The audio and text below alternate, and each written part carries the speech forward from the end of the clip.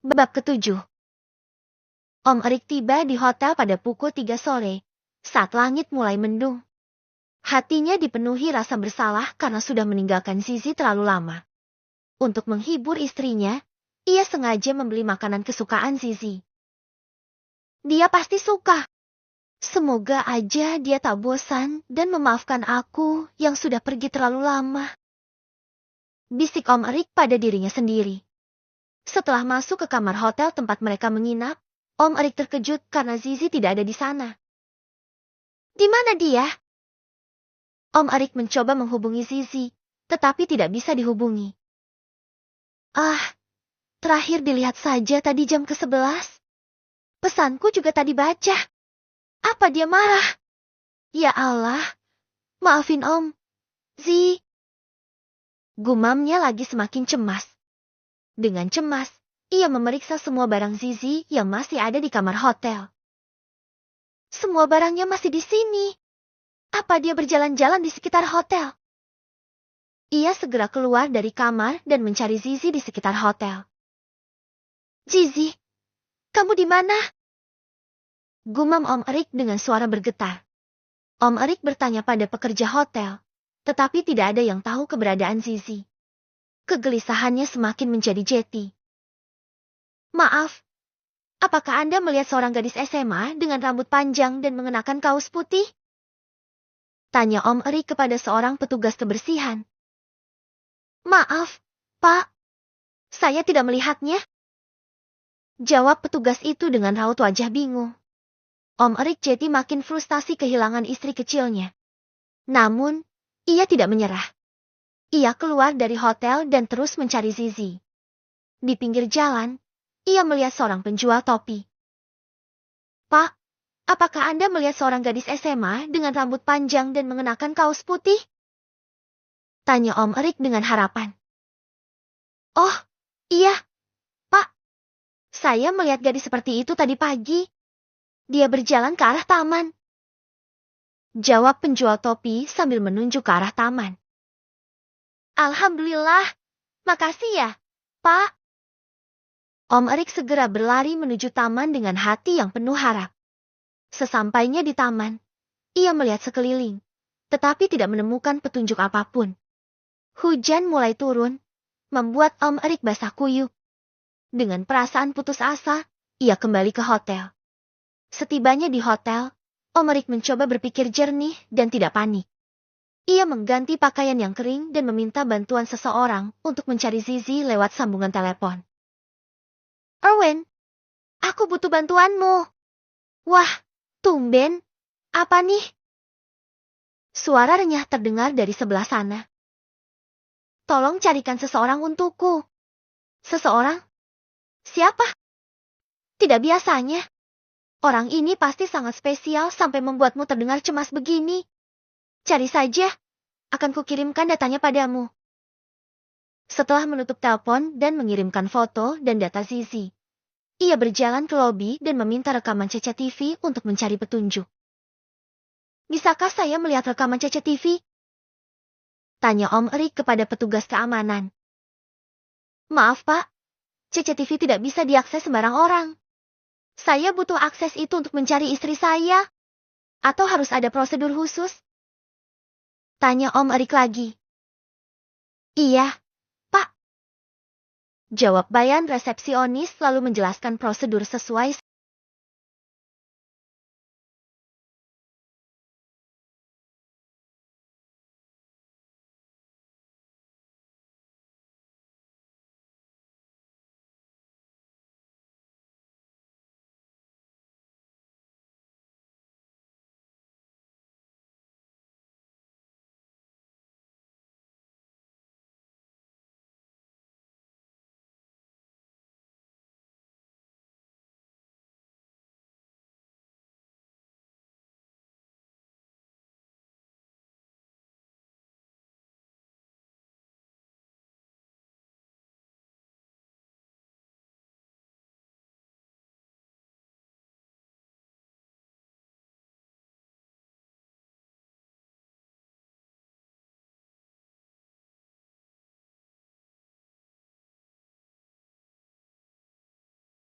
sibuk melihat ke layar, Om Erik tak sengaja melirik keluar. Saat itu, ia melihat Zizi. Zizi! Panggil Om Erik dengan suara beratnya. Ia lantas pamit ke depan. Om Erik terus memperhatikan Zizi yang terlihat lelah, tapi senang. Hati Om Erik masih marah, juga cemas. Dari mana? Zizi menoleh dan pias. Om Erik! Zizi meneguk ludahnya susah, dan terasa mencekat tenggorokan. Om, tadi. Zizi gugup, tegang dan merasa bersalah karena sudah menemui Jason diam-diam. Om Erik segera menghampiri Zizi dan memeluknya erat. Zizi terkejut dengan reaksi Om Erik. Ia pikir Om Erik akan marah-marah padanya, dan sikap Om Erik ini membuat Zizi semakin dihimpit rasa bersalah. Maaf, Om. Enggak, aku yang minta maaf. Aku tidak seharusnya meninggalkanmu terlalu lama. Kamu pasti bosan di kamar terus, makanya jalan-jalan sendiri. Maafin Om ya, kata Om Erik penuh sesal. Zizi menghela napas panjang. Kini dia semakin dihimpit oleh rasa bersalah. Aku terlalu mencemaskanmu. Nomormu tidak aktif. Pikiranku jadi ruwet. Maaf, Om. Tadi Zizi jalan-jalan sebentar dan terjebak hujan. Iya, Om tahu. Om Erik semakin mengeratkan pelukannya. Setelah cukup sering berhubungan intim dan kehilangan Zizi tadi, membuat pria berambut ikal itu menyadari jika ia sudah terjerat dalam belenggu cinta istri kecilnya. Maafkan Om. Zizi hanya diam, dalam rasa bersalah yang dalam. Suaminya sibuk mencari dan khawatir. Tapi, ia malah sibuk bersenang-senang dengan pria lain. Di kamar. Apa ini, Om? Coba lihat deh. Suruh Om Erik yang baru mengeringkan rambutnya dengan handuk kecil. Dia berdiri di depan pintu kamar mandi dengan hanya berbalut handuk di pinggang. Selepas pertemuan tadi, Om Erik dan Zizi mandi bareng. Hanya mandi bersama tanpa aktivitas intim lainnya. Saling menggosok punggung dan bercerita. Wah, sate! Mata Zizi berbinar terang. Senang sekali dia dengan sate. Ia langsung menggigit sate dari tusuknya. Enak, Om! Serunya sambil mengacungkan jempol. Om Erik tersenyum dan mendekat. Lalu duduk di samping Zizi. Sayangnya udah dingin. Masih enak, kok. Om Erik membuka mulutnya dan Zizi refleks menyuapi. Besok, aku free. Kita ke pantai dan tempat seru lainnya. Beneran? Zizi antusias. Om Erik mengangguk sambil mengusap kepala Zizi. Mau nggak? Mau dong, Om. Sahut Zizi antusias. Di lokasi lain, di Hotel Exarek. Tidak bisa dipercaya. Kamu pergi sebelum acara keluarga selesai. Mama Sukma memarahi Jason dengan nada tinggi. Dan nomor kamu tidak aktif. Dari mana saja kamu, Jason? Jason hanya menunduk, merasa bersalah. Aku hanya jalan-jalan. Menenangkan pikiran. Jalan-jalan? Menenangkan pikiran. Di saat seperti ini? Mama Sukma menggelengkan kepala. Kamu tahu betapa pentingnya acara ini bagi keluarga kita. Jason harinya. Jason berlibur bersama keluarganya. Namun, sesekali ia mencuri waktu untuk menghubungi Zizi. Zizi, kamu di mana? Aku kangen. Tulis Jason dalam pesannya. Cecil terus memperhatikan gerak-gerik Jason, merasa ada yang tidak beres. Kenapa dia terus-terusan memeriksa ponselnya? Gumam Cecil dalam hati. Sepertinya, dia kemarin bertemu dengan seseorang diam-diam. Aku nggak bisa biarkan ini. Aku harus tahu siapa orang ini. Di sisi lain, Zizi dan Om Erik juga melakukan perjalanan liburan sendiri. mengunjungi pantai dan tempat wisata lainnya. Zizi bahkan mencoba jasa mengepang rambut dan Om Erik merekamnya. Ih, jangan Om, malu. Seru Zizi menutupi wajahnya. Buat dokumentasi. Singkirin tangan yang gak kelihatan. Kata Om Erik sambil merekam dengan ponselnya. Rasa bersalah Om Erik masih sangat besar. Jadi ia mencoba menebusnya dengan mengajak Zizi jalan-jalan dan menuruti Zizi mau apa saja di sana. Mau snorkeling? Tawar Om Erik saat mereka di sebuah pantai. Mahal. Om. Gak apa-apa. Buat ganti yang kemarin. Aku udah ninggalin kamu di hotel.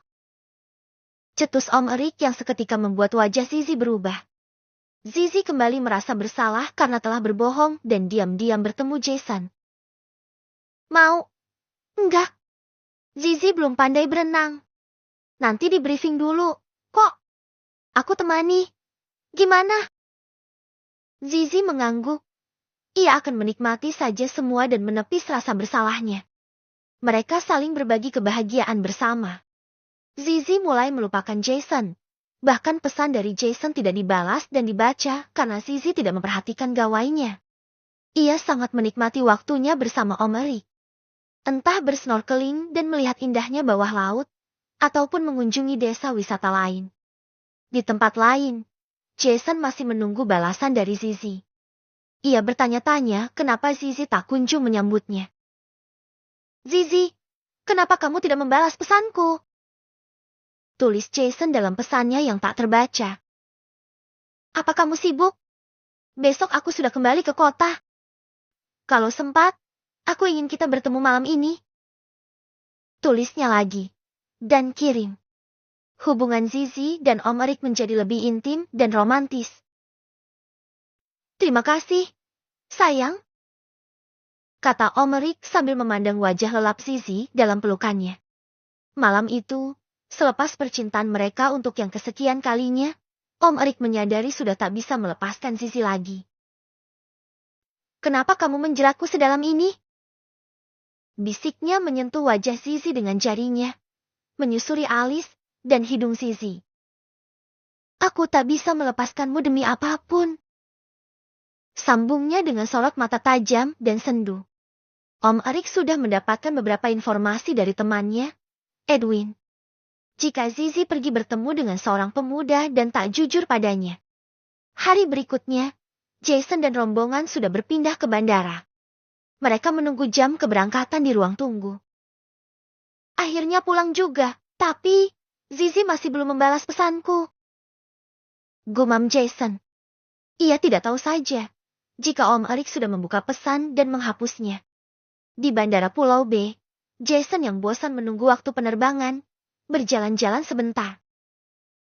Aku butuh udara segar, pikirnya. Lalu ia menyenggol Mama Sukma. Ma, aku mau ke toilet sebentar. Pamitnya. Iya, jangan keluyuran, kata Mama Sukma.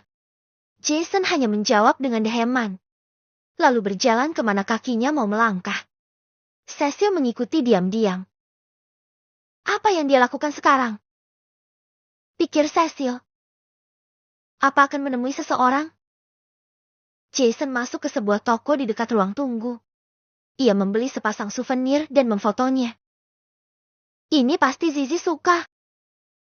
Gumam Jason sambil tersenyum. Ia mengirim foto tersebut kepada Zizi.